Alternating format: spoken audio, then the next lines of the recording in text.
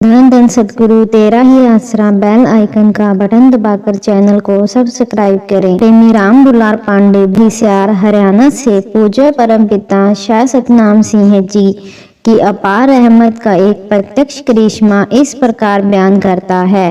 सन 1982 की बात है। उन दिनों कुल मालिक परमपिता जी के हुक्म अनुसार मलोट दरबार में 4 दीवारी की पक्की चिनाई की सेवा चल रही थी। प्रेमी उस समय टोहना में सर्विस करता था, इसलिए टोहना की साथ संगत के साथ वह भी सेवा करने की इच्छा से मलोट दरबार में चला गया। प्रेमी ने 3 दिन पूरी लगन व श्रद्धा से खूब सेवा की। प्रेमी के घर पहले केवल एक लड़की ही थी और 5 वर्ष बीतने पर भी उसके यहाँ कोई और बच्चा नहीं हुआ। उन्होंने कई डॉक्टरों से दवाई आदि भी ली, परंतु फिर भी कोई फायदा नहीं हुआ। उस समय उसकी लड़की 6ठे वर्ष में थी। पुत्र की इच्छा उसे बराबर लगी रहती थी।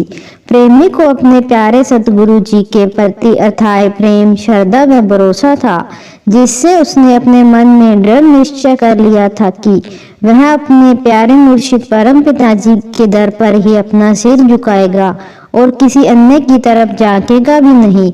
अपने सर्वसामर्थ दातार जी से ही मांगे। पुत्र प्राप्ति की अपनी प्रबल इच्छा के बारे में प्रेमी ने वहां सेवा के दौरान किसी से भी कोई बात नहीं की।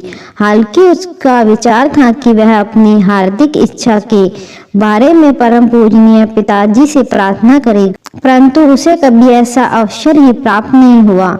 इसलिए पुत्र प्राप्ति की अपनी प्रबल इच्छा को वह अपने हृदय में ही संजोए हुए था। सेवा की समाप्ति हो चुकी थी। मेहरबान दाता जी ने सभी सेवादारों को अपने बिठाकर अपना अत्यंत प्रेम प्रदान किया। पहले कविराज प्रेमियों से 2 शब्द बुलवाए गए और उसके बाद परम पिताजी ने प्रसाद के रूप में अपनी अत्यंत खुशियां बांटनी शुरू की। जब प्रेमी राम दुलारे की बारी आई तो परम पिताजी ने प्रसाद बांटने वाले को हुक्म फरमाया, भाई इस प्रेमी नु इस प्रसाद तो बिना होर भी प्रसाद देना है।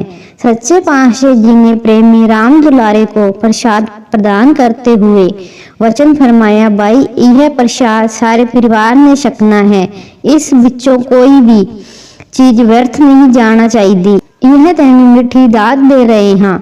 कुल मालिक की अपार कृपा तथा पवित्र मुख वचनों के द्वारा 1 वर्ष बाद ही प्रेमी के घर लड़के ने जन्म लिया। उससे अगले वर्ष एक और पुत्र पैदा हुआ। सच्चे पातशाह जी की मीठी दात को पाकर प्रेमी परिवार बहुत प्रसन्न हुआ।